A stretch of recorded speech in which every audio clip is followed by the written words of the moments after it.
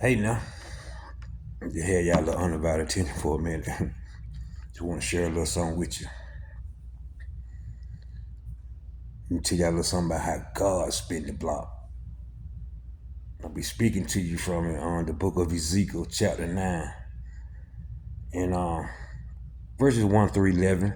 It's a short chapter, but I'm gonna get right in the middle of it, But this is God's wrath to Jerusalem, and he's speaking to Ezekiel. Ezekiel is a prophet, actually, the son of a preacher, and God was speaking through him to Jerusalem and its occupants, but all the sinning that was going on that he was unhappy with. They got way off track for generations, and then he cried in my ears with a loud voice, saying, "Bring near the executioners of the city." It's God talking through Ezekiel now. Then he cried in my ears with a loud voice, saying, "Bring near the executioners of the city, with each with his destroying weapon in his hand." Oh God, I'm finna spin this block now. Watch this. Are y'all with me? And behold, 6 men came from the direction of the upper gate, which faces north, each with his weapon for slaughter in his hand. 6 men just bent this corner, each with a weapon for slaughter in his hand. Yeah, okay, yeah. Stay with me. Stay with me. And with them was a man clothed in linen, with a writing case at his waist. And they went in and stood beside the bronze altar. Now the glory of the God of Israel had gone up from the cherub on which it rested to the threshold of the house. And he called to the man clothed in linen, who had the writing case at his waist.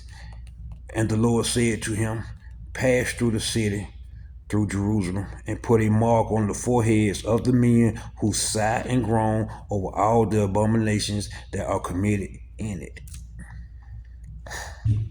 And to the others he said in my hearing, "Pass through the city after him and strike."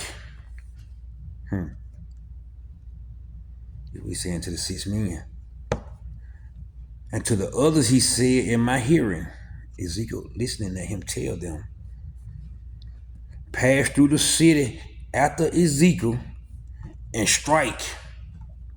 Your eye shall not spare, and you shall show no pity. Kill old men outright, young men and maidens, little children and women, but touch no one on whom is the mark." Believers. And begin at my sanctuary in the church. Start there.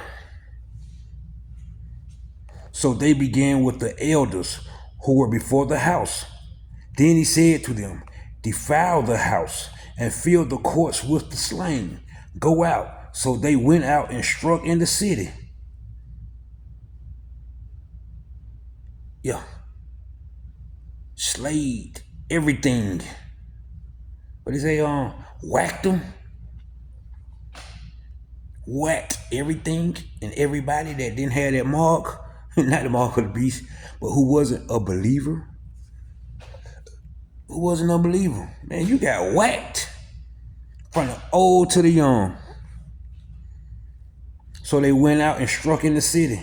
And while they were striking, and I was left alone, I fell upon my face and cried, "Ah, Lord God, will you destroy all the remaining of Israel in the outpouring of your wrath on Jerusalem?" Then he said to me, "The guilt of the house of Israel and Judah is exceedingly great." Exceedingly great. All the guilt. Man, that's all that sinning going on in that world. In that world of non-believers. Stay with me. The land is full of blood, and the city full of injustice. For they say, the Lord has forsaken the land, and the Lord does not see. As for me, my eye will not spare, nor will I have pity. I will bring their deeds upon their heads. And behold, the man clothed in linen, with the writing case at his waist, brought back word saying, I have done as you commanded me. That's just calm, cool. You know what I'm talking about? Just come back and told the Lord, man, mission accomplished, man. Mission accomplished. Get your relationship right with God. It's the bottom line of what I'm saying, people. Brothers and sisters, get right now.